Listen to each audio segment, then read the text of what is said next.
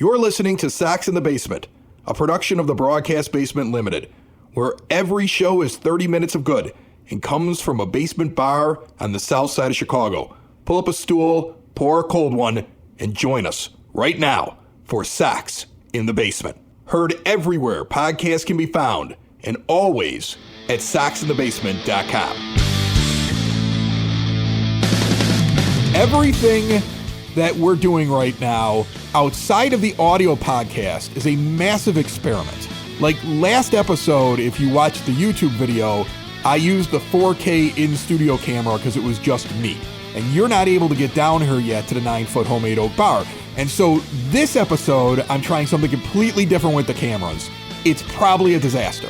Like if you want to see a train wreck, go to the YouTube channel. Yeah. Yes. We are two trains passing in the night on the same track headed for each other. One left Cleveland going 120 miles an hour. The other one left Chicago going we don't have to do the whole word problem, but suffice to say, boom. Whatever happens, you may not be able to see it on the video.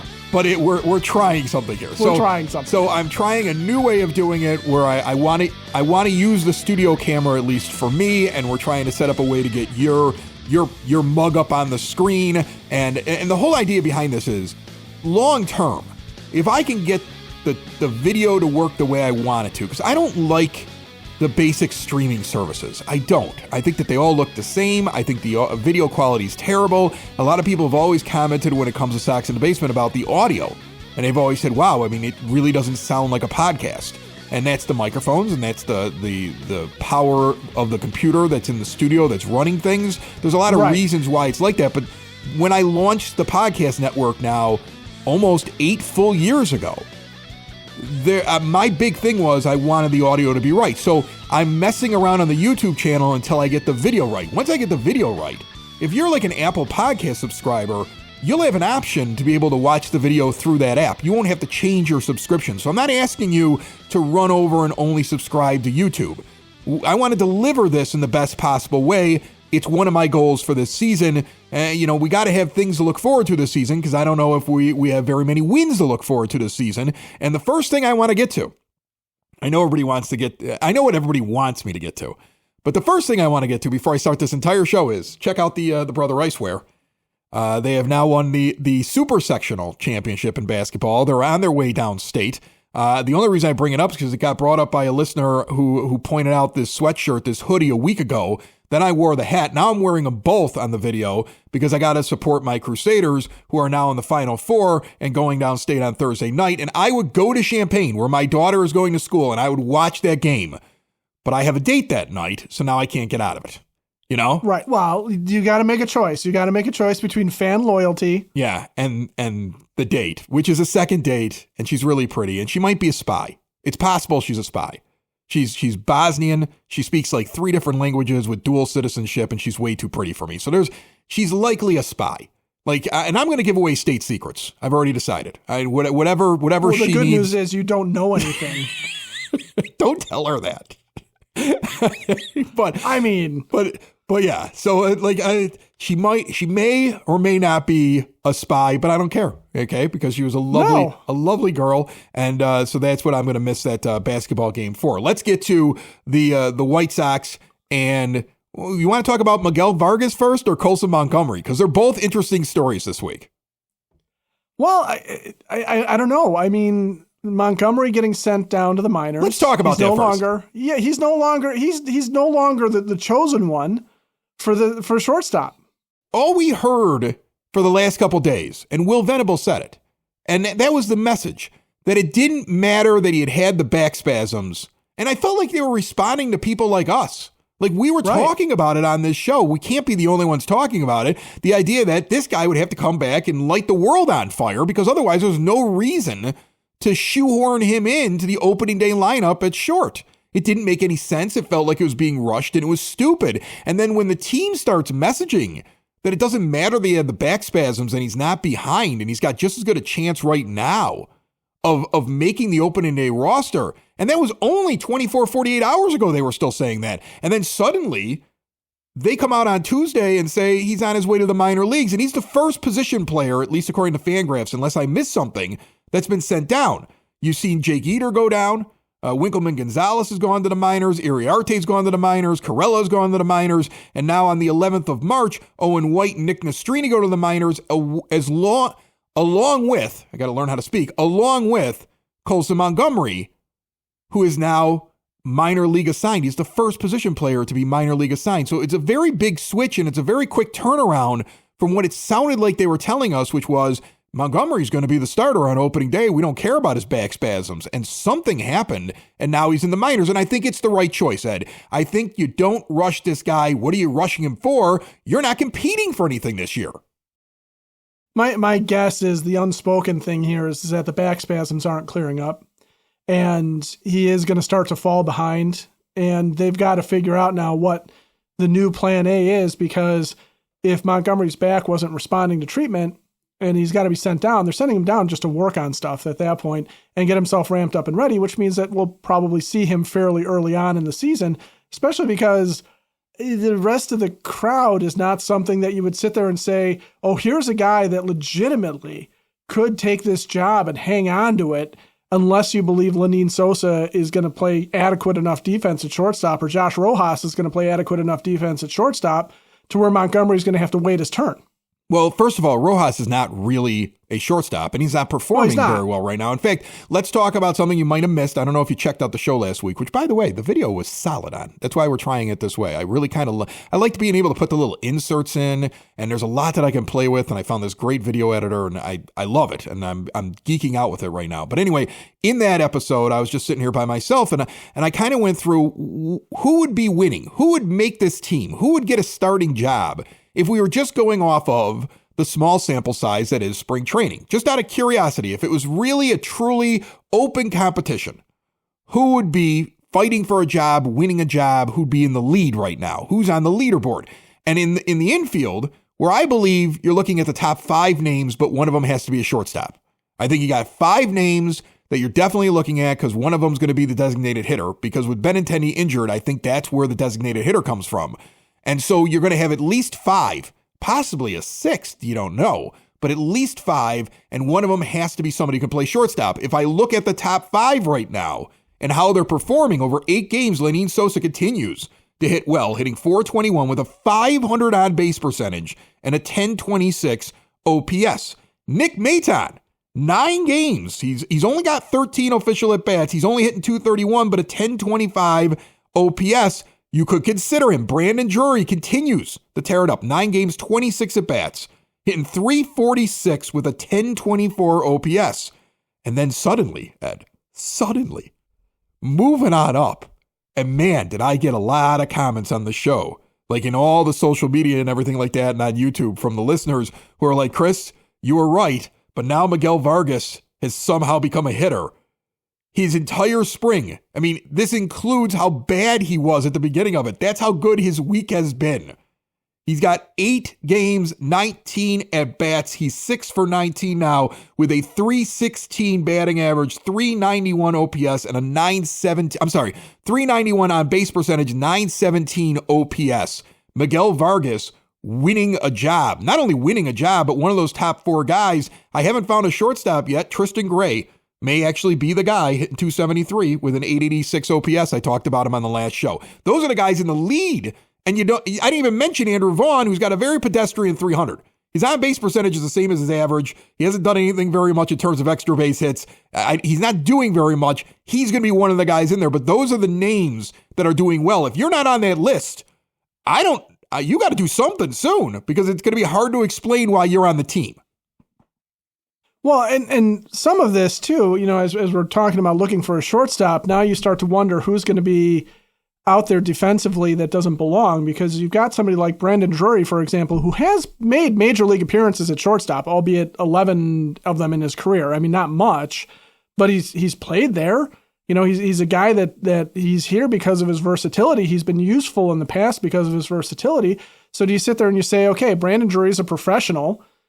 He's going to know enough not to screw up. Josh Rojas has played shortstop before. He's not very good at it, and he's doing better too. I hate to break in on you, but I got to correct myself. He's right there on the cusp. He had a big week as well.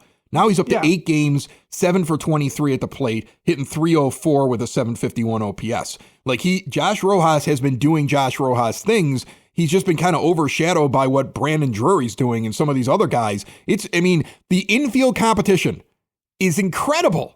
And then you got Andrew Vaughn. And then you got Andrew Vaughn. And then you've got Andrew Vaughn, who's just Andrew Vaughn. He's just replacement just Andrew level. Vaughning. Right. That's all he's doing. He's got some singles. He's, putting the ball in play, I guess. I want to let you get to your point, but real quick, Sox in the Basement listeners, switch to a new age of life with Hyatt Home Medical Equipment. Keep mom and dad, grandma and grandpa out of assisted living. Make it so they can get around on their own and live independently. Hyatt has stair lifts, ramps, grab bars, lift chairs, and even bathroom remodeling, and they work with your insurance and have 0% financing for qualified individuals. If you use a CPAP machine and sound like Darth Vader while you lay next to whoever it is you lay next to, get a better one. They don't make that much noise anymore, and Hyatt will have all of your supplies directly mailed to you. They have the latest and greatest in continuous glucose monitors. See more about Hyatt Home Medical Equipment, located on the southwest side of Chicago at hhme.com.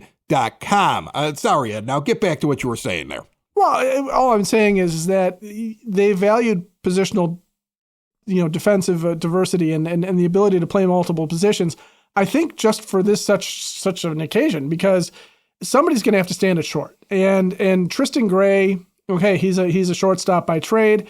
He's a guy who has hit for low batting average. His calling card is that he's got some power. We saw that with Paul DeYoung last year. That was his calling card too. Tristan Gray is not a long-term solution, but maybe he's a guy who plays his way through spring training into an opening day roster slot, given an opportunity to hang on to the job for as long as he can. And in the likelihood that he fails, Coulson Montgomery is ready. But you also have other guys that can do that, that are sitting around. You have Nick Maton, you've got Brandon Drury, you've got Josh Rojas, you've got these guys that are like career utility infielders. I mean, Maton has played shortstop. And he has, yeah, but he's not doing great this spring, but he's played it in the past. Yeah, so here's the thing. Like, in reality, maybe Gray and Maton are fighting for a spot, let's say. Let's say the two of them are fighting for a spot. Drury and Rojas are fighting because these are guys who are like professionals that are in there. Vargas is getting a spot. Lenin Sosa, if he continues doing what he's doing, should have a spot on this team. Vaughn's getting one. So I think that's where you get your 5 from. You probably have a couple of little battles there and a couple of guys that this is really interesting. This is actually best case scenario for the spring. Best case scenario is guys that came out and are trying to win jobs. That shows me there's motivation on this team. Imagine if they were trying to sell you players that were doing nothing in the spring. Like absolutely nothing. Imagine they were selling you players and they're like, well, it's just spring. We're going to turn it on when we get to Chicago. I've heard that before. Sox fans have heard that before. We've heard about flipping the switch. Right, we're going to flip the switch. Don't worry. When we get there, we're going to flip this. There is no switch. So, like this is a good thing. And I'm going to tell you something. If there's a player out there that needs motivation, clearly we can motivate. Because look at Miguel Vargas now. Look at him. Look at him doing stuff after I said he was no good. Look at him. He's one of the few guys in camp who's got more walks than strikeouts, and he's also at the bottom of the list for strikeouts, that's a huge indicator because one of the things that happens in spring training is anybody can put the bat on the ball and launch one in the Arizona air, right? And you're hitting off of guys that are quad A pitchers at best sometimes. And if you're not taking walks or if you're K'ing against those guys, that's a problem, all right? If you're running into a few, but you're getting a ton of strikeouts, there's a reason why Joey Gallo's not being talked about as a guy that's going to make the team. 0 walks, 10 strikeouts. He's hitting 105 with a 210 OPS. Joey Gallo, thanks for showing up. Your parting gift will be at the door. And Michael Taylor's in the same boat. And you've got some guys like Corey Julks who really do have opportunities.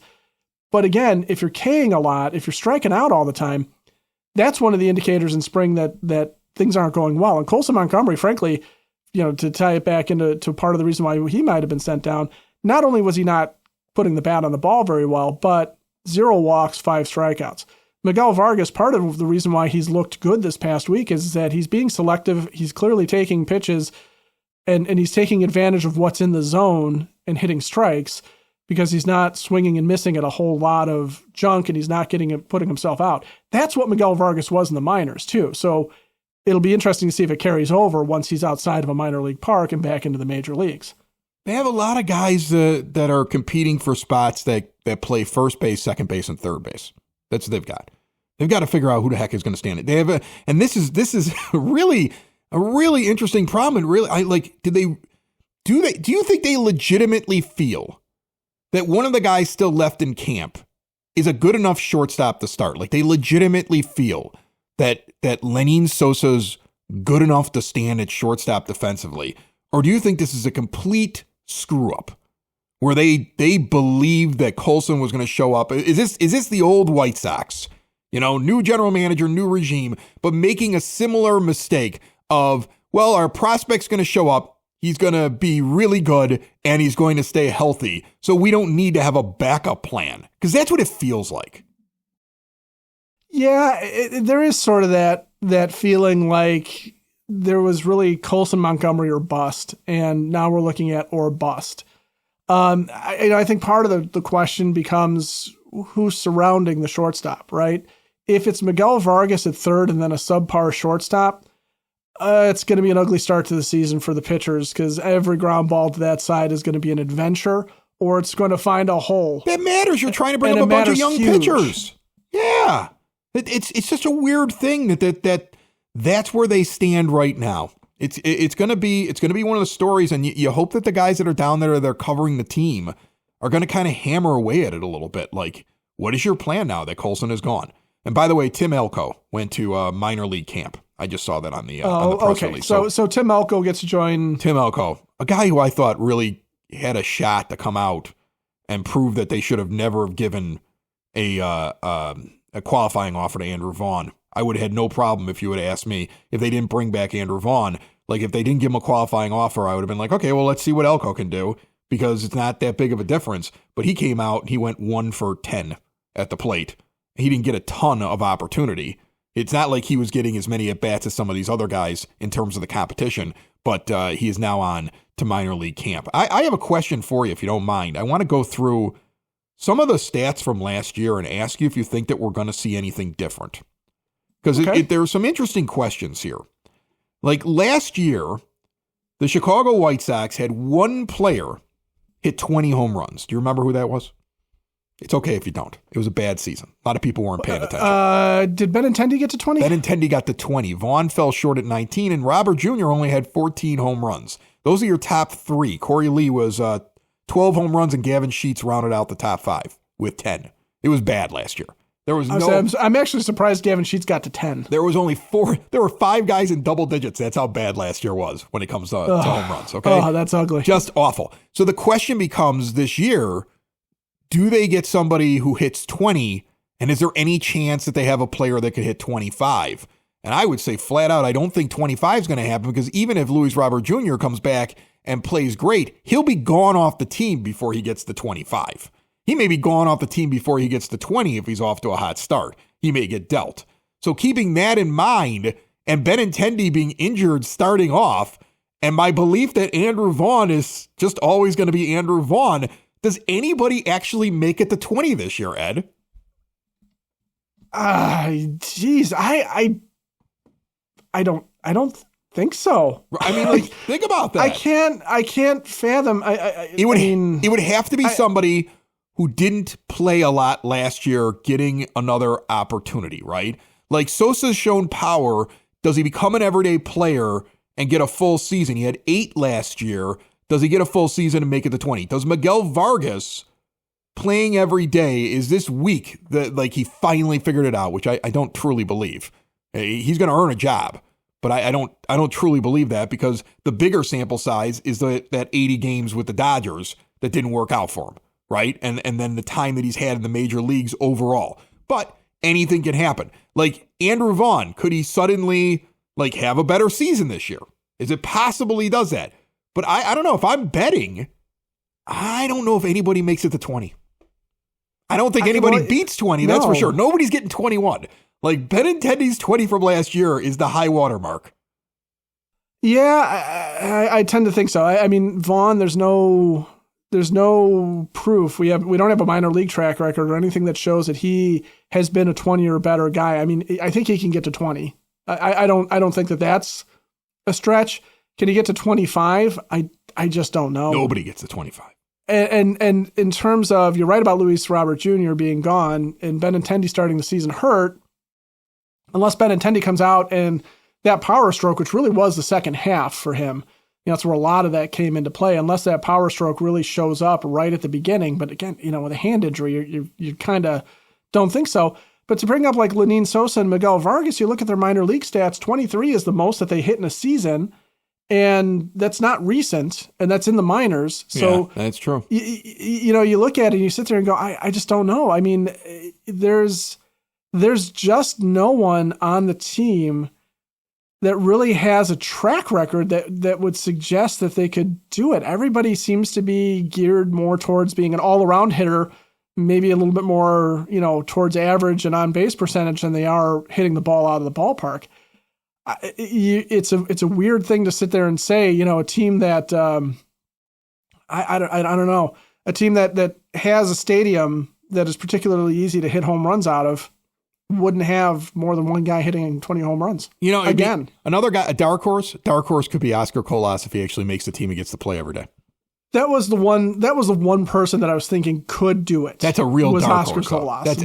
But he's got to make the team first, and he's having an okay spring. It's not gangbusters, but he's a guy that given an opportunity. But again, if he starts the season in the minors and isn't a call up until May or June, you could sit there and say, well, had he played the whole season, he would have hit 25 or 20 or whatever. But that doesn't. At the back of the baseball card, it's not going to matter. The major league stats are what they are. So even Coulson Montgomery, if he gets his back right and comes up, early on in the season, I don't think he's got that kind of power either where it's a guarantee that he's going to hit that many home runs. I guess Jerry's going to save a lot of money in fireworks. That's true. Let's look at another one here. Let's look at batting average, because this is an interesting one. Last year, Yohan Moncada technically leads this team in batting average, but he only played in 12 games with 40 at-bats, so it's not really a qualifying hitter. And same thing, you can take the 33 at-bats of Oscar Colas hitting 273 off of the board. Let's find a guy that actually had some at-bats. 351 at-bats over 100 games. Lenin Sosa last year hit 254. Do the White Sox have a guy that's capable of hitting better than 254 this year? Isn't that gross to even ask that question? Do the White Sox have a guy that you think can hit better than 254 this season? Will that be the high water mark, or will somebody do better than that? I would submit that at the end of the season for qualified batters, there's several guys. First of all, Lenin Sosa could improve upon that, because that 254 came with some real low stretches last year. And Andrew Benintendi's first half, assuming he comes back and is able to regain a stroke right away, I would bet more on the back of his baseball card and being a guy that can do better than 250. That's for what he was before being a member of the White Sox. That's pretty low. Luis Robert Jr. should hit over 254. There's a long list of guys that are capable of doing it. It's just a question of, are they going to be able to do it, and are they going to be put in a position where they're going to be allowed to succeed, some of these young guys, right? Because Dominic Fletcher, for example, is a guy that, given enough at-bats to be a qualified hitter, he was a guy that was a 300 hitter for the Diamondbacks. He was a guy that had a great minor league track record as far as batting average was concerned and getting on base. What's going on with him? I don't know. He's not doing it in the spring right now either. And he's not doing it in the spring, but just using him as an example of a guy who should, by all means, be able to translate that into the majors. One of the things you question is Will Venable capable of, and this new staff, capable of taking a guy like that who has vastly underperformed since becoming a member of the White Sox and getting him back to what he was, or the promise that he showed before he was traded here. Because I would hate to think that the south side of Chicago becomes a black hole for batting average and nobody who shows up here is capable of hitting anymore. I mean, do you think he may be one of the more disappointing acquisitions of Getz so far? That Getz is actually disappointed. Like, Chris Getz goes and looks out on the field and sees him run past and goes, that guy should have been so much better. Like, everything pointed that he was a nice, slick, pickup. Because we saw it, everybody saw it. I mean, and it wasn't just him picking it. It was that new brain trust that's in the front office. And That really felt like a safe acquisition right there. And you think he runs by and like Getz goes, what is with this guy? Like, get out of your own head and play better, kid. I have to think that he's got to be disappointed because, again, this was not a poorly thought out trade. This was not a guy that anybody looked at and went, oh, what is he doing? This is a guy who there were serious conversations with a good Diamondbacks, a playoff bound Diamondbacks team, whether or not he should stay in the lineup versus some of their more seasoned players, some of the guys that they had opened the season relying on, because he was playing just that well. And he started to tail off a little bit as rookies do, but it was still just everything pointed to this was a good pickup. And he has just been so terrible. And you just wonder how much of it is mental. You wonder how much of it was pressing as Chris Getz's golden boy. And you do wonder, I do wonder a lot about with this team, especially as you see some good performances in spring training, whether or not there really was a massive dampening based on what was here in the dugout that these players were playing for, because what we're not as privy to behind the scenes is just exactly how bad everybody felt, because no one's ever going to admit that they gave up on a season. No one's ever going to admit that they were, but they did, but they did. And we all know we can have as many beat reporters come on here and as many people that cover the team or people that get told something by the team or told something by a player and be like, okay, no, but this is what they're saying. They did. The body language showed it. There's plenty of video that shows it. There's plenty of results that show it, or poor results that show it. Guys that ended up so much lower than what they should have ended up. All their baseball cards are their worst year ever.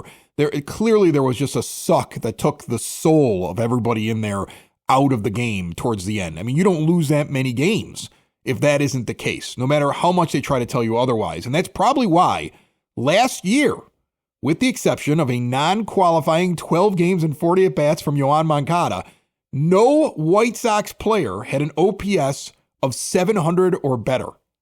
League average OPS generally falls somewhere around 720. Sometimes a little higher, sometimes a little lower by a few points. Right. Nobody got over 700.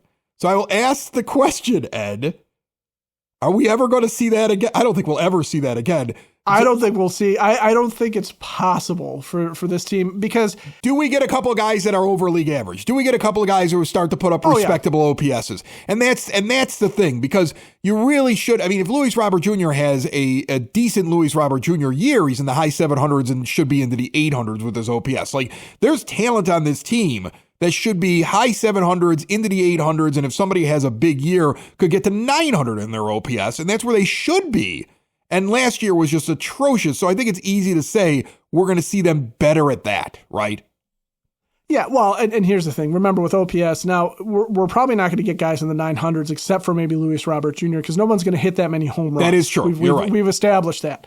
However, there are a lot of guys on here who should be able to hit a lot of doubles, right? There's some guys on here that have sufficient enough speed that they can leg some stuff out. They can make some things happen. We should see some triples.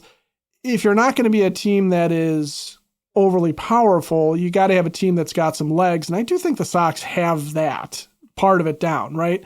So I think OPS is above league average. I think you should be able to get at least a handful of your regulars average or better. And I think you could probably get a couple of guys that might sneak into the 800s. 21 players right now in spring training above 700 OPS. I mean, again, some of them are very small sample sizes, but like, that's an incredible stat. Like, that was one I wasn't planning on for the show, and I came across while you were talking, and I was like, whoa, I forgot about this. Everybody's in the 600s for the season? Yeah. It's gross. Everything about last year is gross and disgusting and awful. It's got to be better than that. Just nasty. Yeah. You just, when you sit here and you parse some of these numbers out and you sit here and go, well, can they be that bad again? And you almost have to sit here and say, especially when you're talking about like OPS, wow, like you almost have to try to be that bad. Like you almost have to sit there and actively say, I'm not going to take that extra base. I'm just tapping the ball into play. I'm just going to give it a perfunctory swing. I mean, there's no reason why this team shouldn't be at least have a bunch of guys that are hanging around league average. And that doesn't mean that you're going to win anything by a long stretch. No, you're not. But you should have some guys that can hit. And at least there should be respectability, like 1 through 7 in the lineup. You can have a couple of guys in the bottom. If you have to play a shortstop for right now because you don't have a better plan, put Kyle Teal there. Out there. Put Kyle Teal there if you don't have room for a catcher. That guy can hit, man. That guy can hit. Oh, Lord. He really wants to play on this team. He's not supposed to, but he really, really wants to play on this team If I'm Corey Lee, I'm getting a little worried. Oh, he should be. Honest with you. No, well, that's why Corey Lee's hitting really well, too, because he's just trying to keep up. Like, those two guys, those are your 1-2. And Edgar Caro didn't look bad the other day either. Like, the catching thing, wow, what a bright spot. I hope it keeps up. Sox in the basement. Sox in the basement. Sox in the basement. Sox in the Basement. Heard everywhere podcasts can be found and always on soxinthebasement.com.